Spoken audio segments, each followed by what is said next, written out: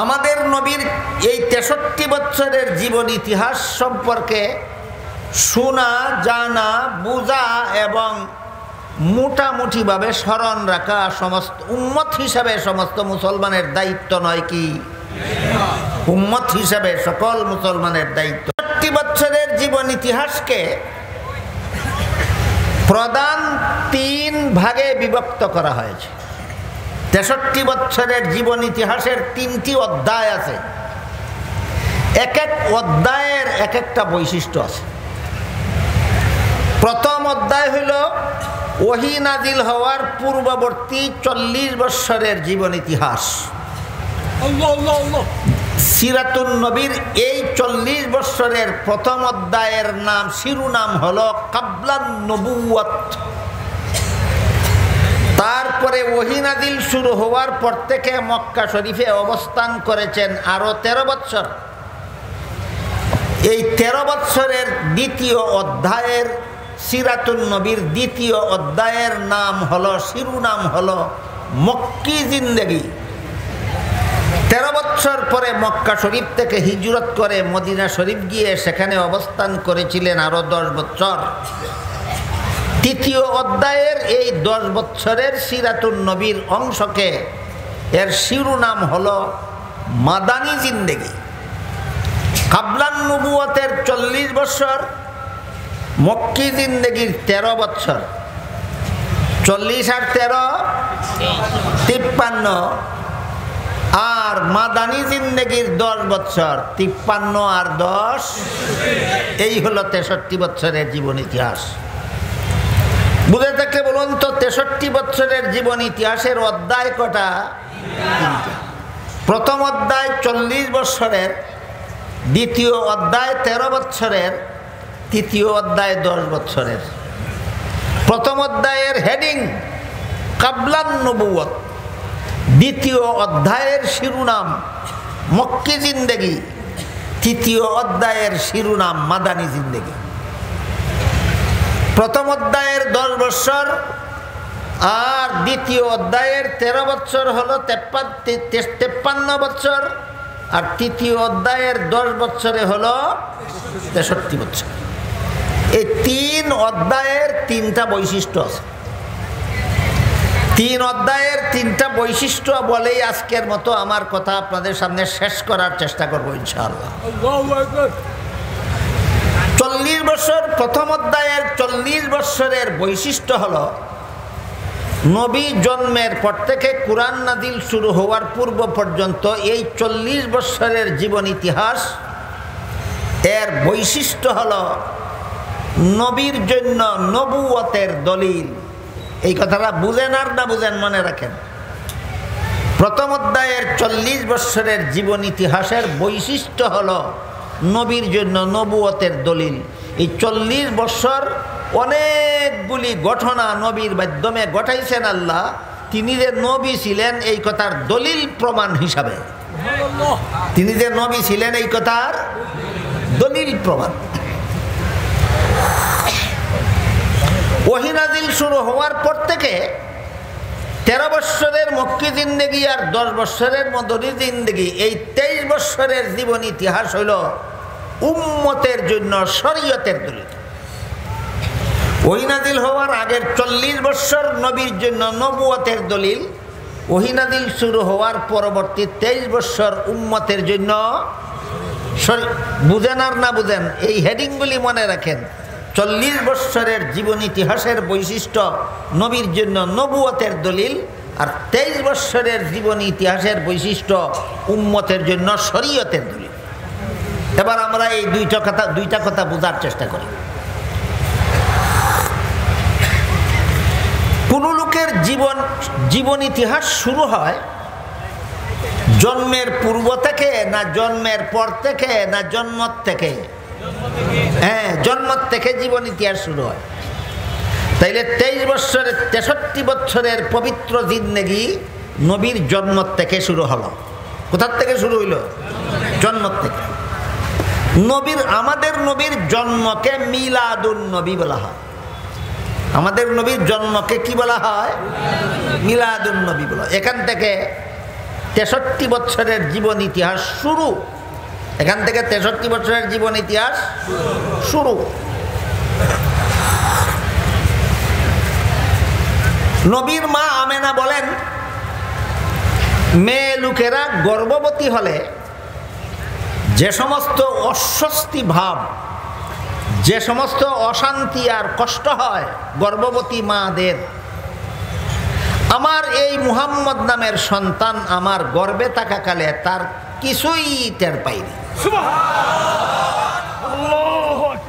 সন্তান মায়ের গর্ভে থাকলে 9 মাস পর্যন্ত মায়ের কোনো কষ্ট হয় না। নবীর মা আমেনা বলেন, আমি কোনো রকমের কষ্ট টের পাই না। এইটা কি অনুসরণ করা কোনো উম্মতের পক্ষে সম্ভব? তাহলে নবীর জন্ম উম্মতে অনুসরণ করতে পারবে না, পালন করতে পারবে না। নবীর জন্ম মিলাদুন নবী অনুসরণীয় নয়, পালনীয় নয়, আলোচ্য। অনুসরণ করার মতো না আলোচনা করার মতো? আলোচনা করতে পারবেন, অনুসরণ করতে পারবেন না। আমাদের নবী মায়ের গর্ভ থেকে জন্মগ্রহণ করেছিলেন খতনা করা অবস্থায়। খতনা বুঝেন? খতনা করা অবস্থায়। অনুসরণ করতে পারবেন? পারবে কোনো মানব সন্তান নবীর জন্মের এই অংশটা অনুসরণ করতে? তাহলে মিলাদুন নবী পালন করা যায়?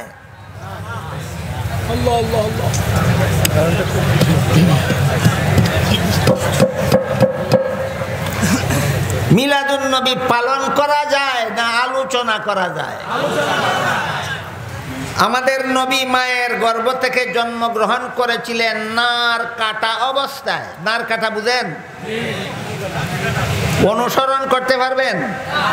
তাহলে মিলাদুন নবী পালন করা যায় না আলোচনা করা যায়? আলোচনা করা যায়।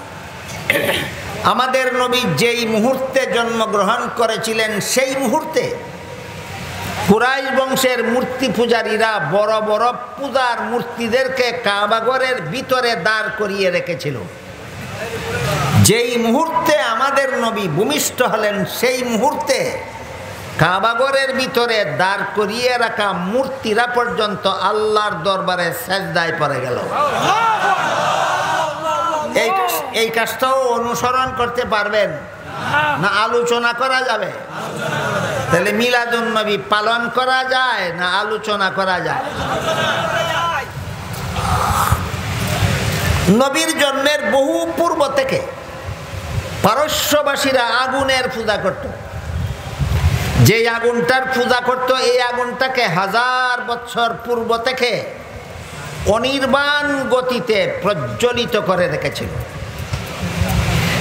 1000 বছরের ভিতরে একদিনও নিপতে দিছে না পারস্যবাসীরা ওই আগুনটা, যে আগুনটার পূজা করত। কতদিন পর্যন্ত নিপতে দিছে না?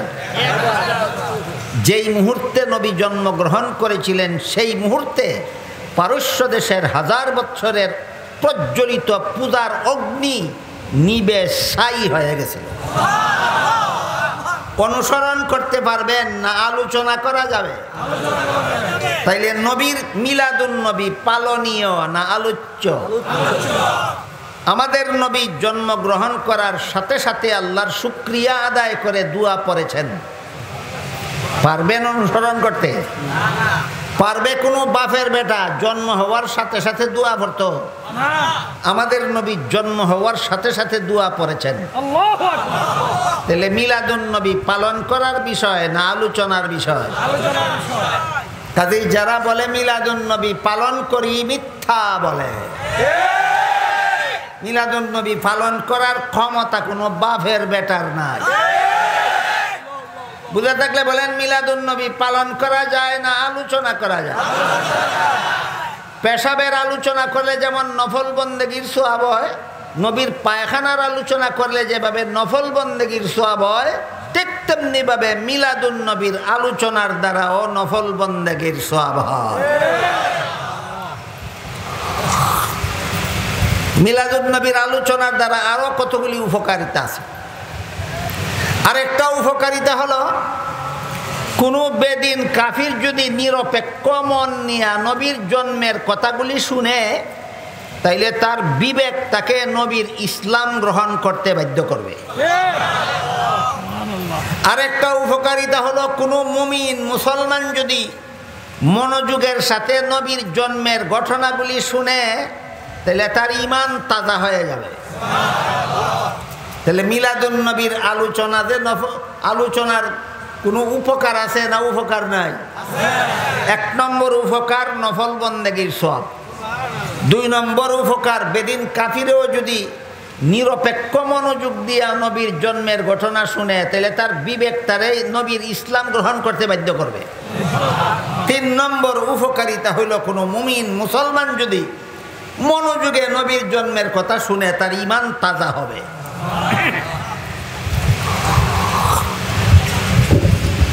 এরপর নবী তার গর্ভধারিণী মা আমেনার গর্ভ থেকে ভূমিষ্ঠ হওয়ার পর হালিমা সাদিয়া নামের একজন মহিলাকে দুধ পান করাবার দায়িত্ব দেওয়া হলো। এটা আরব দেশে একটা নিয়ম ছিল, বিশেষ কতগুলি কারণে, সেই আলোচনায় আমি আজকে যাব না। বিশেষ কয়েকটা কারণে আমেনা নিজের ছেলেকে দুধ পান না করাইয়া হালিমাকে দুধ পান করাইতে দিলেন। এই জন্য আমেনা হলেন নবীর গর্ভধারিণী মা, আর হালিমা হলেন নবীর দুধ মা। হালিমা হলেন নবীর দুধ মা।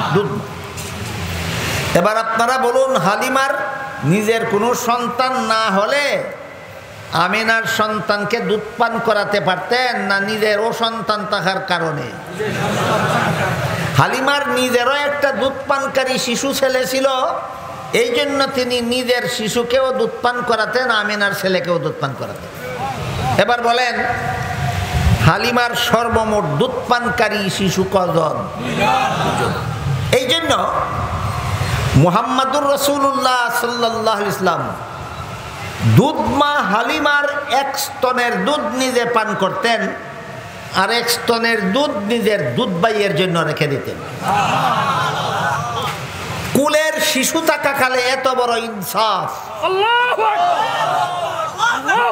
কুলের শিশু থাকাকালে এত বড় ইনসাফ আর কোনো বাপের বেটার পক্ষে সম্ভব নয়। ঘটনাটা কার জন্য, কিসের দলিল? নবীর জন্য, তিনি যে নবী ছিলেন এই কথার দলিল। জন্মকালীন ঘটনাগুলি কার জন্য, কিসের দলিল? নবীর জন্য, নবুয়তের দলিল। উম্মতের জন্য অনুসরণীয় নয়, উম্মতের জন্য অনুকরণীয় নয়। উম্মত চেষ্টা করলেও এইগুলি অনুসরণ করতে পারবে না, অনুকরণ করতে পারবে। মুহাম্মাদুর রাসূলুল্লাহ সাল্লাল্লাহু আলাইহি ওয়াসাল্লাম কুলের শিশু থাকাকালেও উলঙ্গ হননি। কুলের শিশু থাকাকালেও উলঙ্গ হন, অনুসরণ করতে পারবেন? তাহলে এই ঘটনাটা কার জন্য, কিসের দলিল? নবীর জন্য, নবুয়তের দলিল। যদি উম্মতের জন্য শরীয়তের দলিল হইতো, তাহলে উম্মতের কোন শিশু উলঙ্গ হইলে গুনাহগার হইতো।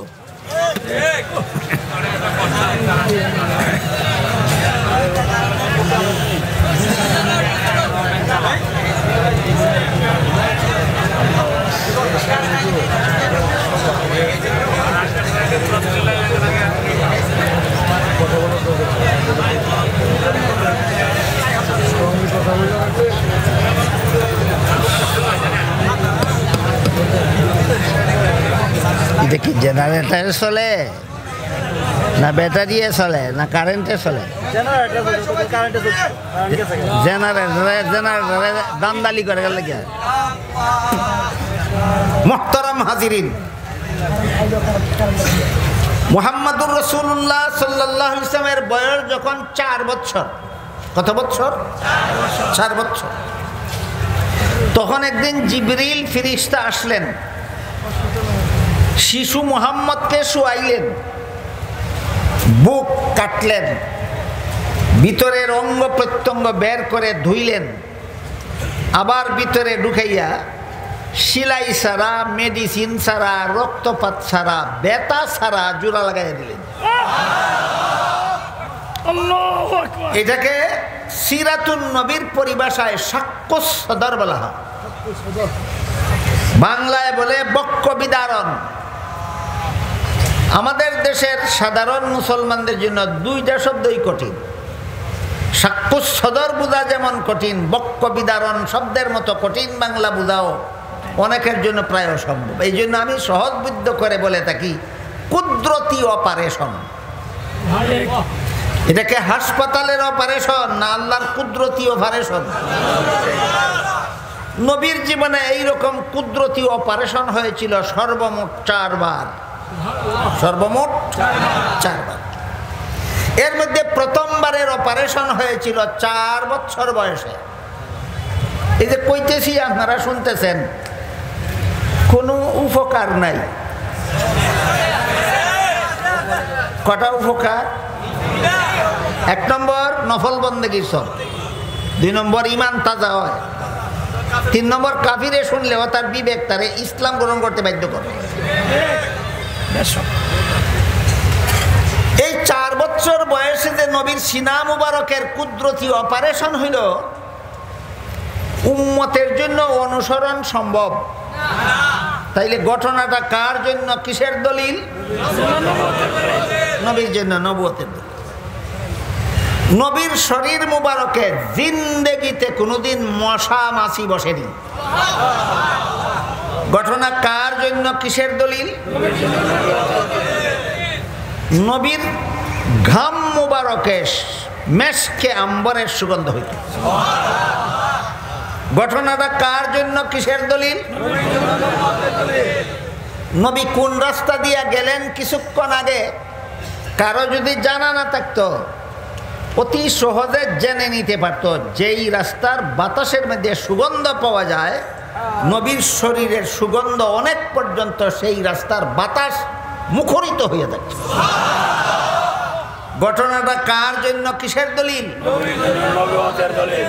এইভাবে জন্ম থেকে নিয়ে দীর্ঘ 40 বছর পর্যন্ত আল্লাহ নবীর দ্বারা এমন অসংখ্য ঘটনা ঘটাইলেন, যেই ঘটনাগুলির প্রত্যেকটা ঘটনা প্রমাণ করে ইনি সাধারণ মানুষ না, ইনি সর্বশ্রেষ্ঠ মহামানব মুহাম্মাদুর রাসূলুল্লাহ। সিরাতুন নবীর প্রথম অধ্যায় 40 বছরের, নাম কাবলান নবুয়ত, বৈশিষ্ট্য নবীর জন্য নবুয়তের দলিল। কথাটা বুঝলেন? সিরাতুন নবীর প্রথম অধ্যায় 40 বছরের, নাম কাবলান নবুয়ত, বৈশিষ্ট্য নবীর জন্য নবুয়তের দলিল। নবী যদি খোলা আকাশের নিচে চলাফেরা করতেন, আর রোদ নবীর গায়ে লাগলে যদি নবীর কষ্ট হইতো, তাহলে আকাশের মেঘের খণ্ড নবীর মাথা মুবারকের উপর ছায়া দিয়া দিয়া নবীর সাথে সাথে যেত। বুঝে থাকলে বলেন ঘটনাটা কার জন্য, কিসের দলিল? এবার বুঝলেন নবীর জন্য নবুয়তের দলিল কারে কয়? যে নবীর যে ঘটনা উম্মতে অনুসরণ করতে পারবে না, পারবে না? পারবে না তো এমন ঘটনা আল্লাহ ঘটাইলেন কেন? দুনিয়াবাসী যেন বুঝতে পারে এই ঘটনায় প্রমাণ করে ইনি নবী। এর নাম নবীর জন্য নবুয়তের দলিল। এর নাম নবীর জন্য নবুয়তের দলিল। নবী যদি খোলা আকাশের নিচে বসা থাকতেন, দাঁড়িয়ে থাকতেন, এমতাবস্থায় যদি আকাশের সূর্যের আলো নবীর দেহ মুবারকের জন্য কষ্টদায়ক হইত, তাইলে আশপাশের গাছের ডালপালা লতা পাতা নুইয়া নবীর মাথা মুবারকের উপর ছায়া দিয়া দাঁড়াইয়া থাকত। এতক্ষণের কথা বুঝা থাকলে বলুন এই ঘটনাটা কার জন্য, কিসের দলিল? এইরকম 40 বছরের জীবন ইতিহাসকে আল্লাহ নবীর জন্য নবুয়তের দলিল বানাইলেন। এই 40 বছরের ভিতরে আল্লাহ নবীকে বলেননি যে আপনাকে নবী বানাইলাম, মানুষের কাছে ঈমানের দাওয়াত নিয়ে যান, একদিনও বলেননি। শুধু মানুষের সমাজে বসবাস করতে দিলেন। কেন? আল্লাহ ভবিষ্যৎ জানেন না, জানেন না? আল্লাহ জানেন যেই দিন মুহাম্মাদুর রাসূলুল্লাহ ঘোষণা দেওয়া হবে, সেই দিনই সমাজের বড় বড় নেতারা প্রশ্ন করে বলবে কেমনে নবী হইল? আবু জাহেল প্রশ্ন করবে মুহাম্মদ আমাদের মধ্যে জন্ম হইল, আমাদের মধ্যে জীবনযাপন করল, আমাদের মধ্যে বিয়া শাদী করলো, সংসার, ছেলে মেয়ে বউ পুত্র লালন পালন করলো, হাট বাজার করলো, ব্যবসা বাণিজ্য করলো, আমাদের সাথে চলাফেরা করলো। নবী কেমনে হইল? এই প্রশ্ন আবু জাহাল করবে আল্লাহ জানেন, এই প্রশ্ন আবুল হাব করবে আল্লাহ জানেন, এই প্রশ্ন সমাজের সমস্ত মূর্তি পূজারীরা করবে আল্লাহ জানেন। কেমনে নবী হইল? আল্লাহ 40 বছরের জীবন ইতিহাসকে, এই জীবন ইতিহাসে অজস্র ঘটনা ঘটাইয়া রাখছেন। যখন প্রশ্ন করবে কেমনে নবী হইল, 40 বছরের জীবন ইতিহাস নীরব ভাষায় জবাব দিবে, এমনে নবী হইল।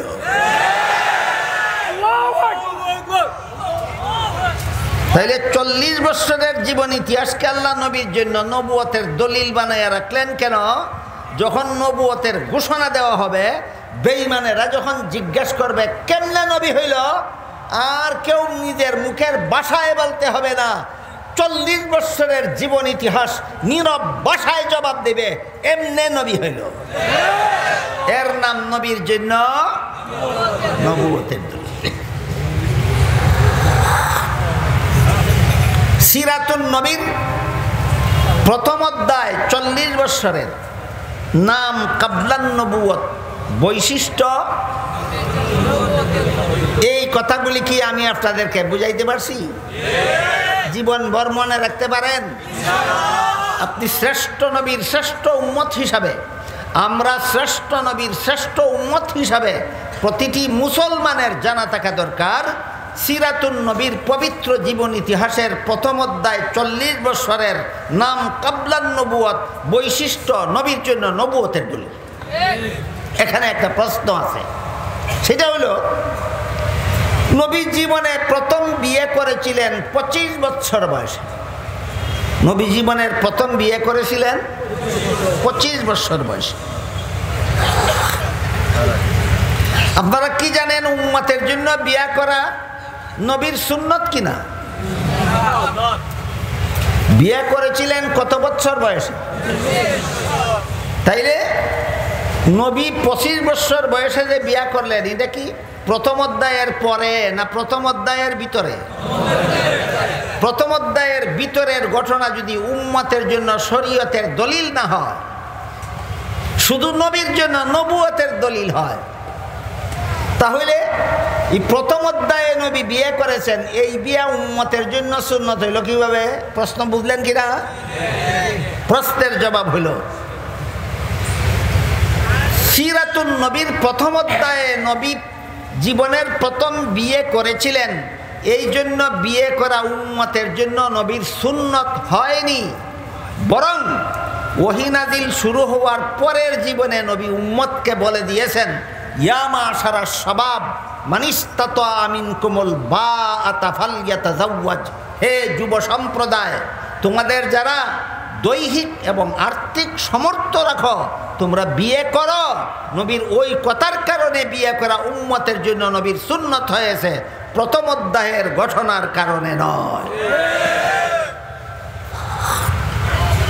আরেক হাদিসে নবী বলেন, আন নিকাহু মিন সুন্নতি ওয়ালা রাহবানিয়্যাতা ফিল ইসলাম, বিবাহ বন্ধনে আবদ্ধ হওয়া আমি নবীর সুন্নত, বৈরাগ্য জীবনযাপন করা ইসলামে নাই। সেই হাদিসের দ্বারা বিয়ে করা নবীর সুন্নত সাব্যস্ত হয়েছে।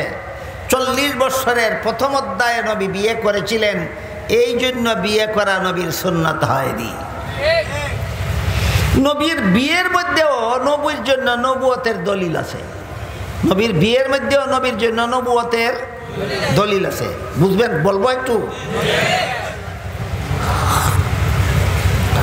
ঘটনা যখন বললেন, আয়েশা বলেন, শুনুন উমর, আপনি যে রসুলের কাছ থেকে হাদিস শিখছেন সহবাস শেষ হইলে গোসল ফরজ হয়, এটা রসুল বলেছিলেন কিছুদিনের জন্য একটা অস্থায়ী বিধান হিসাবে। সহবাস শেষ হইলে গোসল ফরজ হয়, এই কথাটা যে রসুল বলেছিলেন স্থায়ী বিধান না একটা অস্থায়ী বিধান? কিছুদিনের জন্য মেয়াদি বিধান। মেয়াদ শেষ হওয়ার পরে রাসূল চিরস্থায়ী বিধান বলে দিয়েছেন, সহবাস শুরু করা মাত্রই গোসল ফরজ হয়। সুতরাং আবু উমর, আপনার বর্ণিত হাদিসের মেয়াদ শেষ, আবু হুরায়রা, আপনার বর্ণিত হাদিসের বিধান কিয়ামত পর্যন্ত চলবে। কাহিনী বুঝে থাকতে বলেন, রাসূলের সহকারী শিক্ষিকা হওয়ার যোগ্যতা সবচেয়ে বেশি ছিল একজন বয়স্ক মহিলার মধ্যে, একটা শিশুর মধ্যে। এই জন্য নবী অন্য সমস্ত বিবির থেকে আয়েশাকে বেশি মহব্বত করতেন। শিশু বিবিরে সবচেয়ে বেশি মহব্বত করতেন কেন? এই শিশু বিবি সংসার করার বেশি যোগ্য, স্বামীর ঘর করার বেশি যোগ্য, না সহকারী শিক্ষিকা হওয়ার বেশি যোগ্য? এবার বলেন, রাসূল কি জন্য বিয়ে করতেন? যৌবনের চাহিদা মিটাবার জন্য, না উম্মতের সহকারী শিক্ষিকা বানাবার জন্য? তাই রাসূলের বিয়াটাও উম্মতের জন্য শরীয়তের দলিল নয়, রাসূলের বিয়াগুলি ছিল নবীর জন্য নবুয়তের দলিল। আমি দুঃখিত, সিরাতুন নবীর প্রথম অধ্যায় 40 বছরের এই কিছু আলোচনা করতে করতে অনেক সময় আপনাদের আমি নষ্ট করে ফেললাম। আর কিছুক্ষণ ধৈর্য ধরে শুনবেন যদি বলেন বাকি 2 অধ্যায় সম্পর্কে সামান্য কিছু বলি। 40 বছর পূর্ণ হওয়ার পর আল্লাহ রসুলের কাছে ওহী নাজিল শুরু করলেন। রসুলের কাছে ওহী নাজিল শুরু করলেন। ওহী দুইটা জিনিসের নাম, একটা হলো আল্লাহর কুরআন আর একটা হলো রাসূলের হাদিস। আল্লাহর কুরআনও আল্লাহর ওহী, রাসূলের হাদিসও আল্লাহর ওহী। বুঝে থাকলে বলেন, ওহী কয়টা জিনিসের নাম? একটা ওহীর নাম কুরআন আর একটা ওহীর নাম হাদিস। তাহলে ওহী তো ওহী, আবার 2 নাম হইল কেন? এর একটা প্রশ্ন। এর কারণ হইল যে ওহীর মর্ম আল্লাহ পাঠাইছেন, শব্দও আল্লাহ ঠিক করে দিয়েছেন, এই শব্দের দ্বারা এই মর্ম বয়ান করুন, এমন ওহীকে কুরআন বলা হয়। আর যে ওহীর মধ্যে মর্মটা আল্লাহ পাঠাইছেন আর আল্লাহর পাঠানো মর্মটা রাসূল নিজের ভাষায় উম্মতকে বলে দিয়েছেন, এমন ওহীকে হাদিস বলা হয়। কাজেই কুরআন ওহী আর হাদিস ওহীর মধ্যে বেশ কমাজেনি। রাসূলের কাছে সর্বপ্রথম যেদিন ওহী নাজিল হইল, জিবরিল ফেরেশতাকে আল্লাহ পাঠাইলেন। পর্বতের গুহায় আল্লাহর রাসূল আল্লাহর ধ্যানমগ্ন ছিলেন। এমত অবস্থায় জিবরিল ফেরেশতা নবীর কাছে এসে বললেন, ইকরা। এই প্রথম ওহী, ইকরা অর্থ পড়ুন। রাসূল বলেন, মা আনা বিকারিইন, আমি পড়ুয়া নই। জিবরিল আবার বলেন, পড়ুন। রাসূল বলেন, মা আনা বিকারিইন, আমি পড়ুয়া নই। জিবরিল রাসূলের সাথে মুআনাকা করলেন, চাপ দিলেন, আবার বললেন, ইকরা বিসমি রাব্বিকাল্লাযী খালাক। তখন রাসূল পড়া শুরু করলেন। এই ঘটনার কয়েকটা ব্যাখ্যা আছে, এর মধ্যে একটা ব্যাখ্যা আপনাদের শুনুন। জিবরিল যতক্ষণ পর্যন্ত বলেছেন পড়ুন, ততক্ষণ পর্যন্ত রাসূল পড়েননি। যখন বলেছেন সৃষ্টিকর্তা আল্লাহর নামে পড়ুন, তখন রাসূল পড়া শুরু করেছেন। কারণ যে কোনো পড়ার দ্বারা মানুষ হওয়া যায় না, একমাত্র আল্লাহর নামের পড়ার দ্বারা মানুষ হওয়া যায়। যে কোনো ফরা মানুষ গড়ার ফরা নয়, একমাত্র আল্লাহর নামের ফরা মানুষ গড়ার ফরা। আল্লাহর নাম ছাড়া যদি কেউ পড়ে, পড়তে পড়তে পড়তে পড়তে যত বড় পণ্ডিত হইব তত বড় দুর্নীতিবাজ হতে বাধ্য। আল্লাহর নামের ফরা যদি কেউ সামান্য পড়ে, এই ফরায় তাকে সৃষ্টির শ্রেষ্ঠ মানব জাতিতে রূপান্তরিত করে দেয়। এর একটা উদাহরণ দেই শুনুন। আমার জীবনের একটি ঘটনা, মনে হয় আজকের থেকে 40-45 বছর আগের ঘটনা হবে। এক জায়গায় মাহফিল করে রেলে বাড়ি আসার জন্য রেল স্টেশনে গেলাম। গিয়া দেখি গাড়ি ছেড়ে দেয়, টিকিট নেওয়ার সময় নাই, বিনা টিকিটেই চললাম। রেলগাড়িতে সরকারের বেতনভোগী কর্মচারী থাকে, যারা বিনা টিকিটে যারা গাড়িতে উঠে এদেরকে টিকিট বানাইয়ে দেয় এবং ভাড়া আদায় করে। আমি তারে কইলাম ভাই গাড়ি ছেড়ে দিছে, আমি টিকিট নিতে পারছি না, আমার একটা টিকিট বানাইয়া দেন, আর যা ভাড়া হয় আমার কাছ থেকে নেন। ইনি আমাকে বলেন টিকিট বানাইয়া দেওয়া যাবে না। আমি বললাম সরকারে তোমার বেতন দেয় আমার টিকিট বানাইয়া দেওয়ার জন্য, যাবে না কেন? উনি বলে টিকিট বানাইয়া দিলে শুধু ভাড়া দিলে হবে না, বিনা টিকিটে রেলে চড়ার জরিমানাও দিতে হবে। আমি বললাম ভাড়াও দেব, জরিমানাও দেব, টিকিট বানাইয়া দেব। এখন কই হুজুর আপনার জরিমানাও লাগবে না, ভাড়াও সবটুকু লাগবে না, টিকিট ছাড়া যা মনে চাই দেলাম। কি ছাড়া? বলেন টিকিট ছাড়া যদি আমি তারা 10 টাকাও দেই, সরকারের তহবিলও যাইব না তার পকেটও থাকবো? এটা নীতি না দুর্নীতি? এই দুর্নীতিবাসটারে সরকারে চাকরি দিছে অশিক্ষিত হওয়ার কারণে। অশিক্ষিত না শিক্ষিত? শিক্ষিত লোকটা দুর্নীতিবাজ হইল কেন? এটা যা পড়ছে একটাও আল্লাহর নামে পড়ছে না, যা পড়ছে একটাও আল্লাহর নামে পড়ছে না। মনে রাখবেন, আল্লাহর নাম ছাড়া যে যত বেশি পড়বো তত বড় দুর্নীতিবাজ হতে বাধ্য। বাংলাদেশে আমি 45 বছর আগে একটা দুর্নীতিবাজ শিক্ষিত পাইছিলাম, বর্তমান বাংলাদেশে কোনো দুর্নীতিবাজ শিক্ষিত নাই। কেন শিক্ষিতরা দুর্নীতিবাজ কেন? ইতানে আল্লাহর নামে ভরে না, ইতানে আল্লাহর নাম ছাড়া ভরে, দুর্নীতিবাজ হতে বাধ্য। এই কারণে জিবরিল যতক্ষণ বলেছেন পড়ুন, রসুল পড়েন না কেন? আল্লাহর নাম ছাড়া পড়লেই দুর্নীতিবাজ হল। যখন বলেন আল্লাহর নামে পড়ুন, তখন রসুল পড়া শুরু করলেন। কারণ আল্লাহর নামের পড়া মানুষ বানায়, আল্লাহর নাম ছাড়া পড়া দুর্নীতিবাজ বানায়।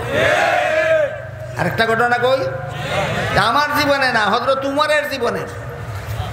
হযরত উমর ফারুক রাদিয়াল্লাহু আনহু যখন রসুলের দ্বিতীয় খলিফা, ইসলামের পরিভাষায় খলিফা, আমাদের বর্তমান সমাজের রাজনৈতিক পরিভাষায় প্রধান শাসনকর্তা।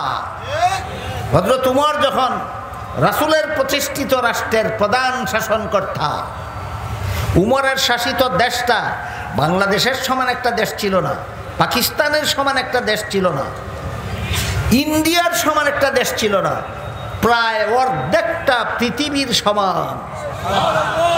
বলেন উমর যে দেশের শাসনকর্তা ছিলেন, দেশটা কত বড় ছিল? অর্ধেকটা পৃথিবীর সমান।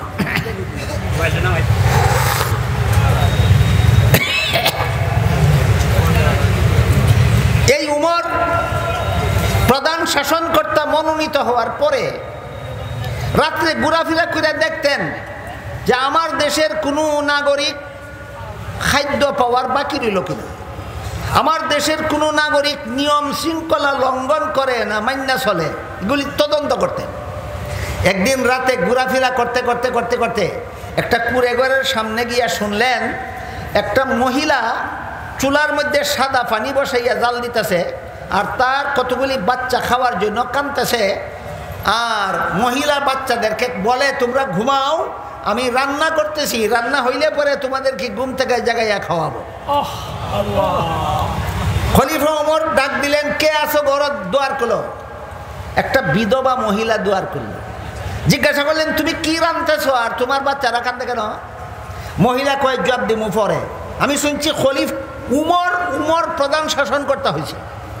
এই উমর আমার কিছুদিন হয় স্বামী মারা গেল, আমি বিধবা, আমার পরিবারে উপার্জন করার কেউ নাই, এতিম বাচ্চারা খাওয়ার জন্য কাঁদতেছে, আর মিশামিশি সাদা পানি চুলায় বসাইয়া রাঁধতেছি, জাল দিতেছি, আশায় আশায় যেন বাচ্চারা ঘুমাইয়া যায়, এই আশায় আমার মতো বিধবা মহিলার আর এতিম বাচ্চাদের পেটের বুকের খবর নিতে আসলো না খলিফা উমর।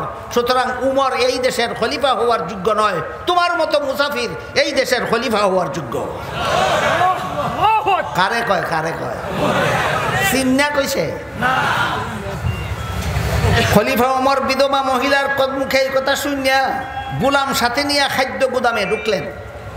ঢুকে কইলেন, গোলাম রে, আমার আটার বস্তা আমার ঘাড়ও তুলে দাও। অর্ধেকটা পৃথিবীর শাসনকর্তা গোলাম রে কয়, আটার বস্তা আমার ঘাড়ও তুলে দাও। গোলামে কয়, আমার মতো গোলাম আপনার সাথে থাকা অবস্থায় আটার বস্তা খলিফাতুল মুসলিমিনের ঘাড়ে তুলে দেব? খলিফা ওমর গোলামকে জিজ্ঞাসা করেন, এই গোলাম, হাসরের মাঠে যদি আল্লাহ জিজ্ঞাসা করেন খলিফা ওমরের দেশের একটা বিধবা মহিলা আর তার এতিম বাচ্চারা না খাইয়া ঘুমাইছিল কেন, জব তুই দিবে না আমার দিতে হবে? গোলামে কয়, না, এই প্রশ্নের জব তো আমি দেবো কেন, এটা আপনি দেবেন, আপনার দায়িত্ব। তখন উমর বলেন, তাহলে বোঝা গেল এটা দায়িত্বটা তোর না, দায়িত্বটা আমার। আমার দায়িত্ব আমাকে পালন করতে দে, বস্তা আমার গাড়ে উঠাইয়া দে। তর্কে হাইরা গেল গোলাম, না জিতল? হাইরা গেল বাধ্য হইয়া।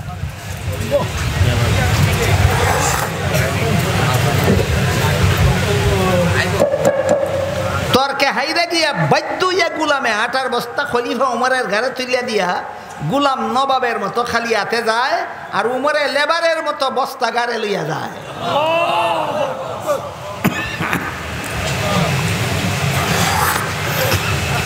আমার দেশের একটা বিধবা মহিলা যদি না খাইয়া ঘুমায়, আমার দেশের একটা এতিম বাচ্চা যদি পেটে খিদা নিয়া ঘুমায়, শেষ বিচারের দিন আল্লাহর কাছে কি জবাব দেব?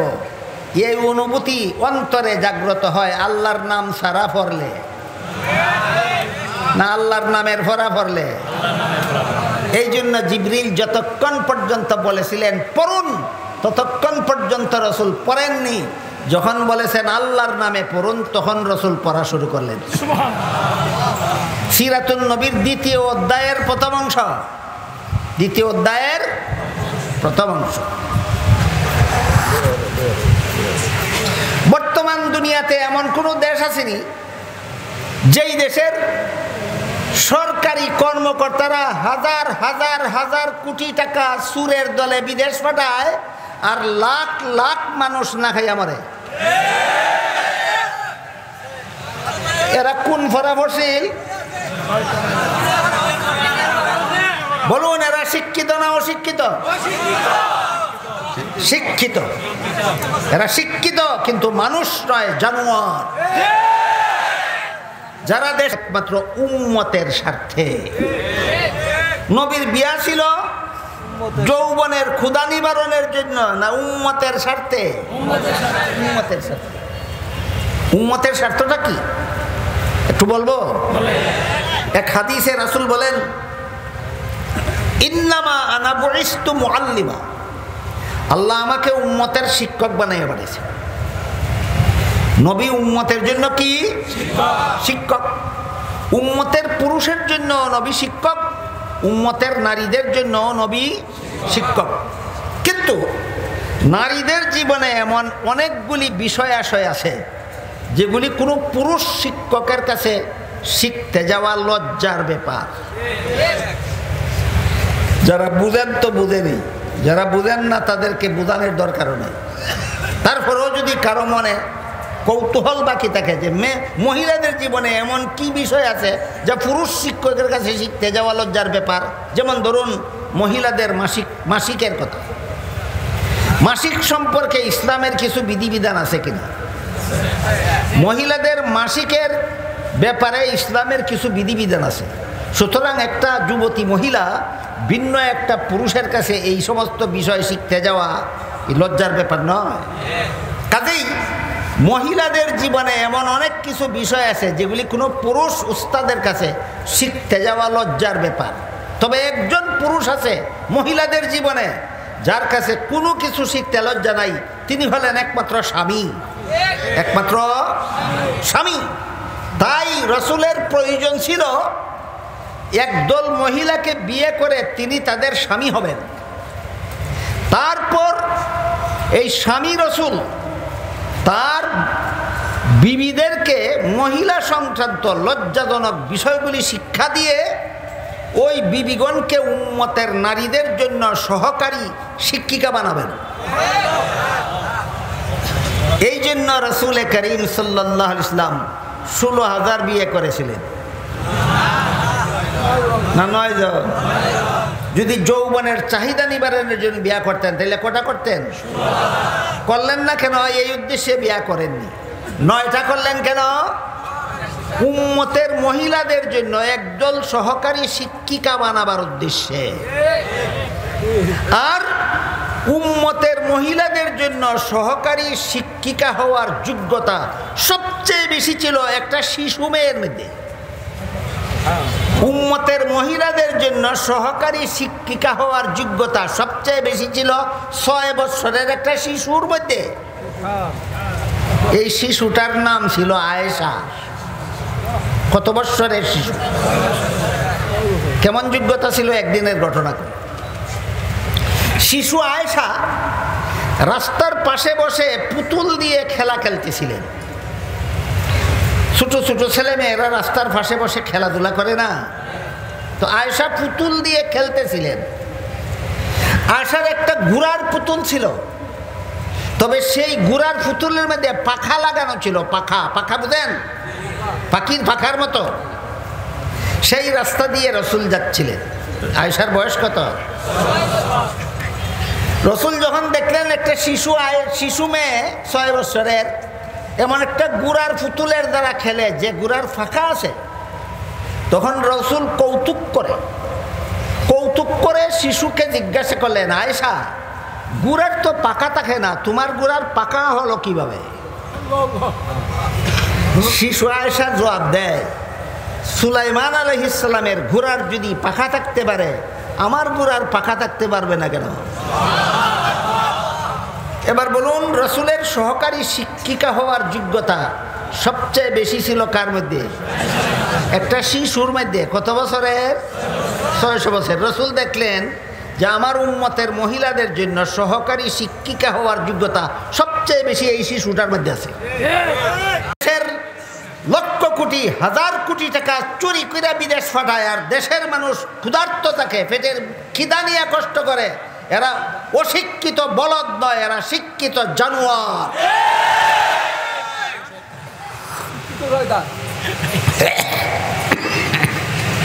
আমার কথা বুঝে থাকলে জীবনে কেউ যদি কোনোদিন আপনাদের জিজ্ঞাসা করে যে জিবরিল যতক্ষণ পর্যন্ত রসুলকে বললেন পড়ুন, ততক্ষণ না পড়ে যখন বললেন আল্লাহর নামে পড়ুন, তখন কেন পড়া শুরু করলেন? আল্লাহর নাম ছাড়া পড়লে শিক্ষিত জানোয়ার হয়, আল্লাহর নামে পড়লে মানুষ হয়। পারতেন না বলতে? এটা হলো সিরাতুন নবীর 2য় অধ্যায়ের প্রথম অংশ। মনে আছে কথা? এই খলিফা উমর একদিন মরুভূমির রাস্তা দিয়ে যাচ্ছিলেন, কোথাও সাথে খাওয়ার মতো কিছু নাই, রুটিও নাই, পানিও নাই। মরুভূমি হওয়ার কারণে বাড়ি ঘরও নাই, দোকানপাটও নাই, খানা জোগাড় করারও ব্যবস্থা নাই। পেটে বড় খিদা। বলেন, উমরের পেটে খিদা, মরুভূমির পথ, খানা পানি জোগাড় করার সুযোগ আছে? নাই। এই জন্য খলিফা উমর পেটের খিদায় কষ্ট করতেছিলেন। এমত অবস্থায় দেখলেন মরুভূমিতে একটা রাখাল ছেলে এক পাল ছাগলের রাখালি করে। ওই রাখাল ছেলে তার পালের একটা দুধের ছাগল দুয়াইয়া দুধ পান করছে। খলিফা উমর ওই রাখাল ছেলের কাছে গিয়া বললেন, রাখাল ভাই, আর একটা দুধের ছাগল দইয়া আমার একটু দুধ দে পান করি, আমার পেটে বড় খিদা। রাখাল ছেলে খলিফা উমরকে দেখে নাই কোনোদিন, চিনতে পারেনি সে ইনি যে খলিফা উমর। তাই রাখাল ছেলে বলে, মুসাফির ভাই। বলুন, রাখাল ছেলে খলিফা উমর চিনে না মুসাফির লোকটা চিনে? বলে, মুসাফির ভাই, এই ছাগলের পালের মালিক আমি না, আমি হলাম মালিকের বেতনভোগী চাকর। মাস শেষে যে নগদ টাকা দেয় সেটাও আমার বেতন। রাখালি করার সময় পেটে খিদা লাগলে একটা দুধের ছাগল দোয়াইয়া দুধ পান করি, সেইটাও আমার বেতন। তুমি যেহেতু আমার মালিকের বেতনভোগী চাকর না, কাজে মালিকের অনুমতি ছাড়া তোমারে আমি এক ফোঁটা দুধও দিতে পারবো না। খলিফা উমর মনে করলেন, আমার পেটের খিদা গেলে গেল, না গেলে নাই। আমার দেশের একটা অশিক্ষিত রাখাল ছেলে এত বড় আমানতদার, মালিকের অনুমতি ছাড়া মাল কেউ দেয় না, এতেই আমার আত্মাটা তুষ্ট। কিন্তু সর্বযুগেই এমন কিছু মানুষ থাকে যারা লক্ষ জনতার সামনে দাঁড়াইয়া বক্তৃতা দেয়, মজার মজার কথা বলে নবীগণের কথার মতো, আর চুরি কইরা লক্ষ কোটি টাকা বিদেশ পাচার করে সুরের মতো। এই রাখাল ছেলেও আমার সাথে এমন একটা বাটফারি করলো কিনা পরীক্ষা করতে হবে। খলিফা ওমর মনে করলেন এর পরীক্ষা করার লাগবে। তাই খলিফা ওমর পরীক্ষা করার জন্য রাখাল ছেলেকে বললেন, ঠিক আছে, তুই যদি একটা ছাগলের দুধ আমারে বিনামূল্যে না দেস, একটা দুধের ছাগল আমার কাছে উচিত মূল্যে বিক্রি কর। এবার বিনামূল্যে না উচিত মূল্যে? এতে তোর একটা উপকার হবে, আমার একটা উপকার হবে। তোর উপকার কি?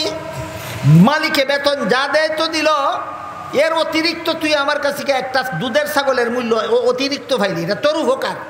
আর আমার উপকার, এক্ষুনি আমি এই ছাগলটা কিনে নিয়ে দুধ দোহন করে পান করব, আমার পেটের খিদা যাবে, সেটা আমার উপকার। এই কথা বলার পরে রাখাল ছেলে খলিফা ওমর চিনে না মুসাফির লোকটা? মুসাফির লোকটারে জিজ্ঞাসা করে, মুসাফির ভাই, তোমার কথা মতো একটা দুধের ছাগল তোমার কাছে বেচা, পয়সাটা যদি আমি বিদেশ পাঠাইয়া দিই?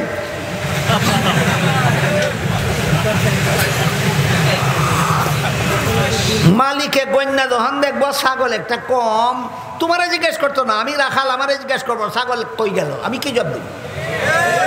মুসাফির লোকটা রাখাল ছেলেরে কই, জবাব দিও, ছাগল একটা বাগে ধরে নিয়ে গেছে গা। ছাগল বাগে নিলে গা রাখাল ছেলের ফিরাবার কোনো ক্ষমতা নাই, তোমার বিরুদ্ধে কোনো বিচার চলবে না। এই কথা শুনে রাখাল ছেলে মুসাফির লোকটার উঠে খেপল খেপার মতো, এই বেটা মুসাফির দাঁড়া, আমার একটা কথা শুনে যা, আমি যদি আমার মালিক রে কই ছাগল একটা বাগে নিয়েছে গা, 100 ভাগ বিশ্বাস করবে, আর কোনো কৈফিয়ত তলব করবে না। কিন্তু তুই বল, শেষ বিচারের দিন আল্লাহ যখন জিজ্ঞাসা করবেন ছাগলটা কি করছিলি, তখন কি করবে?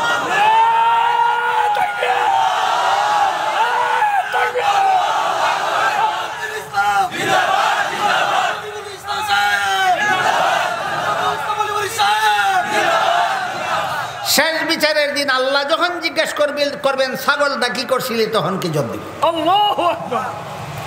শেষ দুর্নীতি করলে শেষ বিচারের দিন আল্লাহর কাছে কি জবাব দেব? এই ঈমান জাগ্রত হয় না আল্লাহর নাম সারা পড়লে, এই ঈমান জাগ্রত হয় একমাত্র আল্লাহর নামে পড়লে। এই জন্য সিরাতুন নবীর 2য় অধ্যায়ের প্রথম অংশে উল্লেখ আছে, জিবরিল যতক্ষণ পর্যন্ত নবীকে বলেছিলেন পড়ুন, ততক্ষণ নবী পড়েননি। যখন বলেছেন আল্লাহর নামে পড়ুন, তখন পড়া শুরু করেছেন। আপনার কি জীবন ভর মনে রাখতে পারবেন আল্লাহর নাম ছাড়া পড়ার কথা বললে নবী পড়েন না কেন? আল্লাহর নাম ছাড়া পড়লে বাটপার হয়, আল্লাহর নাম ছাড়া পড়লে দুর্নীতিবাজ হয়, আল্লাহর নাম ছাড়া পড়লে জালিয়াতিকারী হয়, আল্লাহর নাম ছাড়া পড়লে দেশের সম্পদ চুর হয়, আল্লাহর নাম ছাড়া পড়লে বুট চুর হয়। এই জন্য নবী আল্লাহর নাম ছাড়া যতক্ষণ পর্যন্ত জিবরিল বলেছেন পড়ুন, ততক্ষণ পর্যন্ত নবী পড়েননি। যখন বলেছেন আল্লাহর নামে পড়ুন, তখন নবী পড়া শুরু করেছেন। কেন? আল্লাহর নামের পড়া যারা পড়ে এরা দুর্নীতিবাজ হয় না, এরা বাটপার হয় না, এরা জালিয়াতিকারী হয় না, এরা বুট চুর হয় না, এরা দেশের সম্পদ চোর হয় না। সিরাতুন নবীতে আমাদের কিছু শিখার আছে, কিছু না জীবনের সবকিছু। সিরাতুন নবীতে আমাদের জীবনের সবকিছু শিখার আছে। এই জন্য মনে হয় কর্তৃপক্ষ সিরাতুন নবী মাহফিল নাম দিছে। কিন্তু একটা সাগর সাঁতরাইয়া পার হওয়া যেমন কথা, একদিনে সিরাতুন নবীর কথা কইয়া শেষ করা তেমন কথা। এই জন্য আমি দুঃখিত, আপনাদেরকে সিরাতুন নবী সম্পর্কে সামান্য একটু আবার দিলাম মাত্র। সিরাতুন নবীর 3 অধ্যায়। প্রথম অধ্যায় 40 বৎসরের, প্রথম অধ্যায় 40 বৎসরের শিরোনাম কাবলান নবুয়ত, বৈশিষ্ট্য নবীর জন্য নবুয়তের দলিল। দ্বিতীয় অধ্যায় 13 বৎসরের শিরোনাম মক্কি জিন্দেগি, বৈশিষ্ট্য হইল জালিমদের জুলুম সহ্য কর। সিরাতুন নবীর 2য় অধ্যায়ের বৈশিষ্ট্য জালিমদের জুলুম সহ্য কর। সিরাতুন নবীর 3য় অধ্যায় 10 বৎসরের শিরোনাম মাদানী জিন্দেগি, বৈশিষ্ট্য হইল আর জুলুম সহ্য করা নয়, জালিমের বিরুদ্ধে রুখে দাঁড়াও।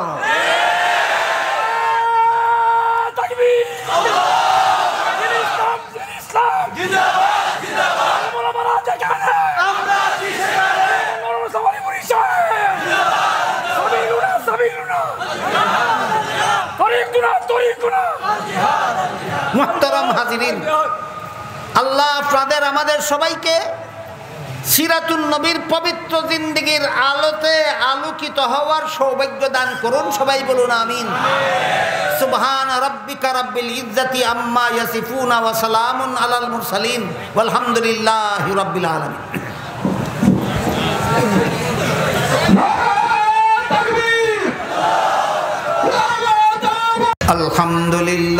نحمده ونستعينه ونستغفره ونؤمن به ونتوكل عليه ونعوذ بالله من شرور أنفسنا ومن سيئات أعمالنا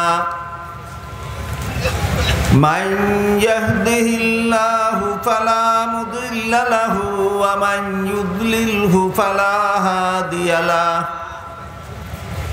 ونشهد أن لا إله إلا الله وحده لا شريك له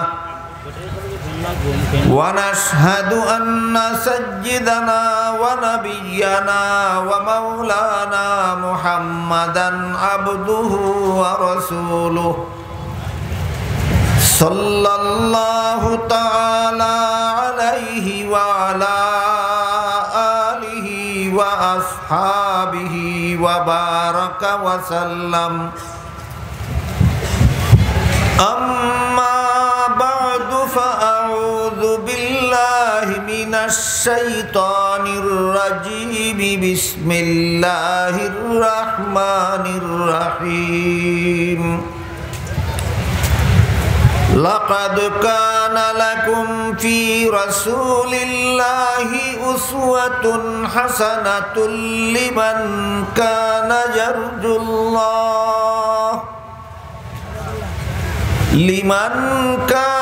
يرجو الله واليوم الآخر وذكر الله كثيرا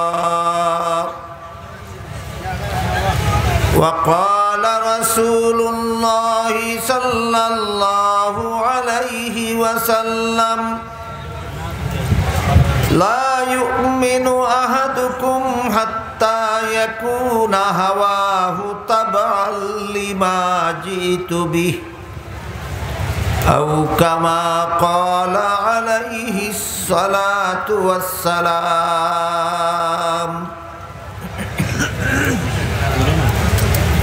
শ্রদ্ধেয় সভাপতি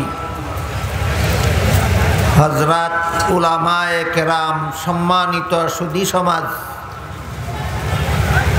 দূর দূরান্ত থেকে আগত সর্বস্তরের সিরাতুন নবী অর্থ আমাদের মহানবীর জীবন ইতিহাস। আল্লাহ পাক রব্বুল আলামিন মানব জাতির হেদায়েতের জন্য লক্ষাধিক নবী রাসূল পাঠিয়েছেন দুনিয়াতে। এর মধ্যে সর্বশেষ এবং সর্বশ্রেষ্ঠ নবী হলেন মুহাম্মাদুর রাসূলুল্লাহ সাল্লাল্লাহু আলাইহি ওয়াসাল্লাম। এক হাদিসে রাসূল বলেন, ইন্নাল্লাহা ফাদ্দালানি আলাল আম্বিয়া ওয়া ফাদ্দালা উম্মতি আলাল উমাম।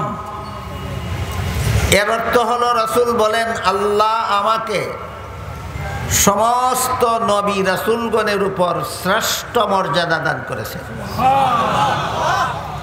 আর আমার উম্মতকে সকল নবীর উম্মতের উপর শ্রেষ্ঠ মর্যাদা দান করেছেন। আমাদের নবী হলেন সমস্ত নবীগণের চেয়ে শ্রেষ্ঠ। এই নবীর উম্মত হওয়ার কারণে আমরা সকল নবীর উম্মতের চেয়ে শ্রেষ্ঠ। কাজেই আমাদের নবী যেহেতু সৃষ্টির শ্রেষ্ঠ মহামানব,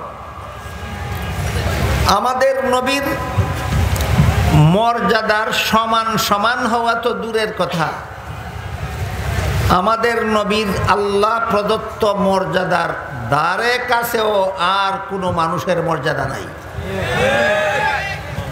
সমস্ত নবী রাসূলগণের উপর তুলনাহীনভাবে আল্লাহ আমাদের নবীকে শ্রেষ্ঠ মর্যাদা দান করেছেন।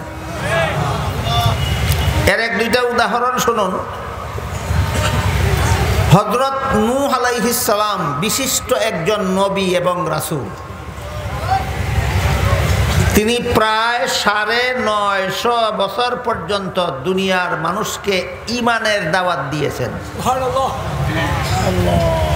দাওয়াত গ্রহণকারী উম্মত পেয়েছেন মাত্র ৪০ জন। দাওয়াত দিলেন কতদিন? উম্মত পাইলেন কজন? 40 জন। আমাদের নবী দুনিয়ার মানুষকে ঈমানের দাওয়াত দিয়েছেন মাত্র 23 বছর, মাত্র 23 বছর। দাওয়াত গ্রহণকারী উম্মত কি পরিমাণ পাইছেন? কিয়ামতের হিসাব নিকাশের পরে সমস্ত জান্নাতীরা জান্নাতে চলে যাওয়ার পর দেখা যাবে সমস্ত জান্নাতীদের 3 ভাগের 1 ভাগ জান্নাতি হবে অন্যান্য সকল নবীর উম্মত, আর 3 ভাগের 2 ভাগ জান্নাতি হবে একা মুহাম্মাদুর রাসূলুল্লাহর উম্মত। নূহ আলাইহিস সালামের 950 বছরের দাওয়াতে উম্মত পাইলেন 40 জন, আর আমাদের নবী 23 বছরের দাওয়াতে উম্মত পাইলেন সমস্ত জান্নাতীদের 3 ভাগের 2 ভাগ। তাহলে অন্য নবীর উপর আমাদের নবীর মর্যাদা, আমাদের নবীর শ্রেষ্ঠত্ব তুলনামূলক না তুলনাহীন? তুলনাহীন। এক হাদিসে উল্লেখ আছে, রাসূল করিম সাল্লাল্লাহু আলাইহি ওয়াসাল্লাম বলেন, আল্লাহ আমাকে একটা সুসংবাদ দিয়েছেন। কি সুসংবাদ? আল্লাহ বলে দিয়েছেন আমার উম্মতের 70,000 ব্যক্তিকে আল্লাহ বিনা হিসাবে জান্নাতে দিবেন। নূহ আলাইহিস সালাম সর্বমোট উম্মত পাইছিলেন কজন? আমাদের নবীর বিনা হিসাবে জান্নাতি উম্মত কজন? 70,000। 40 আর 70,000 তুলনা হয় না তুলনাহীন? তুলনাহীন। যখন রাসূল বললেন যে আল্লাহ আমাকে সুসংবাদ দিয়েছেন আমার উম্মতের 70,000 ব্যক্তিকে আল্লাহ বিনা হিসাবে জান্নাতে দিবেন, তখন হযরত উমর ফারুক রাদিয়াল্লাহু আনহু বলেন, আল্লাহ নিজের পক্ষ থেকে আপনাকে এই সুসংবাদ দিয়েছেন, কিন্তু আপনি যদি ইচ্ছা করতেন তাহলে বলতে পারতেন আপনার বিনা হিসাবে জান্নাতি উম্মতের সংখ্যা আরো বাড়াবার জন্য আল্লাহর কাছে সুপারিশ করতে পারতেন। করলেন না কেন? আপনি তো আল্লাহকে বলতে পারতেন আল্লাহ আমার বিনা হিসাবে জান্নাতি উম্মতের সংখ্যাটা আরো বাড়াইয়া দিন। বললেন না কেন? রাসূল উমরের প্রশ্নের জবাবে বলেন, আমি সাথে সাথেই আল্লাহকে বলেছি আল্লাহ আমার বিনা হিসাবে জান্নাতি উম্মতের সংখ্যাটা আরো বাড়িয়ে দিন। তখন উমর বলেন, এই অনুরোধ করার পরে আল্লাহর পক্ষ থেকে কি জবাব পাইলেন? রাসূল বলেন, এই সুপারিশ করার পরে আল্লাহ বলে দিলেন, আল্লাহ যে 70,000 উম্মতকে আমার জান্নাতে দিবেন বলেছিলেন, এই 70,000-এর প্রতি 1000-এর সাথে আরো 70,000 করে আমার উম্মতকে বিনা হিসাবে জান্নাতে দিবেন। এখন অঙ্কটা কিভাবে হবে? 70,000 যোগ 70,000 না 70,000 পূরণ 70,000? 70,000 পূরণ 70,000 সমান 490 কোটি। আমাদের নবীর উম্মতের মধ্যে 490 কোটি উম্মতকে আল্লাহ বিনা হিসাবে জান্নাতে দিবেন। এবার বলুন, নূহ আলাইহিস সালাম 950 বছর দাওয়াত দিয়া উম্মত পাইছিলেন কজন? আমাদের নবীর বিনা হিসাবে জান্নাতি উম্মত কজন? 400 কোটি আরো 90 কোটি। 400 কোটি আরো 90 কোটি। বলেন 490 কোটির সাথে 40 জনের কোনো তুলনা হয়? তাহলে আমাদের নবীর মর্যাদা অন্যান্য নবীর সাথে তুলনামূলকভাবে বেশি না তুলনাহীনভাবে বেশি? এই কথাটা এই জন্য বললাম যেন আপনারা আমাদের নবীর মর্যাদা সম্পর্কে একটা ধারণা লাভ করতে পারেন। তাই হাদিস শরীফে রাসূল করিম সাল্লাল্লাহু আলাইহি ওয়াসাল্লাম বলেন, ইন্নাল্লাহা ফাদ্দালানি আলাল আম্বিয়া ওয়া ফাদ্দালা উম্মতি আলাল উমাম। আল্লাহ আমাকে সমস্ত নবী রাসূলগণের উপর শ্রেষ্ঠ মর্যাদা দান করেছেন, আর আমার উম্মতকে সকল নবীর উম্মতের উপর শ্রেষ্ঠ মর্যাদা দান করেছেন। এক হাদিসে আল্লাহ রাসূল বলেন, কিয়ামতের দিন ততক্ষণ পর্যন্ত কোনো নবী নবী জান্নাতে প্রবেশ করতে পারবে না যতক্ষণ পর্যন্ত আমি মুহাম্মদুর রাসূলুল্লাহ জান্নাতে প্রবেশ করব না। আর ততক্ষণ পর্যন্ত কোনো নবীর উম্মত জান্নাতে প্রবেশ করতে পারবে না যতক্ষণ পর্যন্ত আমার উম্মত জান্নাতে প্রবেশ করবে না। হাদিস বুঝে থাকলে বলুন, কিয়ামতের দিন কোন নবীর উম্মত সর্বপ্রথম জান্নাতে প্রবেশ করবে? আর কোন নবী সর্বপ্রথম জান্নাতে প্রবেশ করবেন? আমাদের। এই সমস্ত হাদিসের দ্বারা আমাদের নবীর মর্যাদা যে সমস্ত নবী রাসূলগণের উপর তুলনাহীন শ্রেষ্ঠ, এই কথা সুস্পষ্ট। কথাগুলি এই জন্য বললাম, যেই মহামানবের মর্যাদা সৃষ্টির শ্রেষ্ঠ, দুই শব্দ মনে রাখলেই হয়। যেই মহামানবের মর্যাদা সৃষ্টির শ্রেষ্ঠ, সেই মহামানবের জীবন ইতিহাস সমস্ত জগৎবাসীর জীবন ইতিহাসের চেয়ে শ্রেষ্ঠ। সিরাতুন নবী অর্থ আমাদের নবীর জীবন ইতিহাস। এতক্ষণের কথা বুঝে থাকলে বলুন, অন্য কোনো নবীর জীবন ইতিহাস এত বড় শ্রেষ্ঠ যত বড় আমাদের নবীর জীবন ইতিহাস শ্রেষ্ঠ না? সকল নবীর জীবন ইতিহাসের চেয়ে আমাদের নবীর জীবন ইতিহাস শ্রেষ্ঠ। এই শ্রেষ্ঠত্বের একটু আভাস দিচ্ছি। আমাদের নবী মুহাম্মদুর রাসূলুল্লাহ সাল্লাল্লাহু আলাইহি ওয়াসাল্লাম 1 রবিউল আউয়াল মাসে জন্মগ্রহণ করে পৃথিবীতে শুভাগমন করেছিলেন। 63 বছর পরে আরেক রবিউল আউয়াল মাসে এই পৃথিবীর থেকে বিদায় গ্রহণ করেছিলেন। 2 রবিউল আউয়ালের মধ্যবর্তী সময়কাল 63 বছর। এটা মনে রাখুন। আমাদের নবীর জন্ম 63 বছর আগে আর ওফাত 63 বছর পরে। এই জন্ম আর ওফাতের মধ্যবর্তী 63 বছরের জীবন ইতিহাস হইল আমাদের নবীর জীবন ইতিহাস। বুঝে থাকলে এবার বলুন তো, আমাদের নবীর জীবন ইতিহাসটা কত বছরের? 63 বছর। এই 63 বছরের জীবন ইতিহাসের যে কোনো মুহূর্তের যে কোনো আলোচনার দ্বারা নফল বন্দেগীর সওয়াব হয়। নবী কিভাবে জন্ম হয়েছিলেন সেই আলোচনার দ্বারাও নফল বন্দেগীর সওয়াব হয়। নবী কিভাবে খাওয়া দাওয়া করতেন তার আলোচনার দ্বারাও নফল বন্দেগীর সওয়াব হয়। নবী কিভাবে ঘুমাইতেন সে আলোচনার দ্বারাও নফল বন্দেগীর সওয়াব হয়। এমনকি নবীর পেশাবের আলোচনা করলেও নফল বন্দেগীর সওয়াব হয়। নবীর পায়খানার আলোচনা করলেও নফল বন্দেগীর সওয়াব হয়। তাহলে নবীর জীবন যেমন সৃষ্টির শ্রেষ্ঠ বলে পবিত্র, ঠিক তেমনিভাবে নবীর জীবন ইতিহাসের প্রতিটি মুহূর্ত সৃষ্টির শ্রেষ্ঠ মর্যাদার অধিকারী এবং পবিত্র।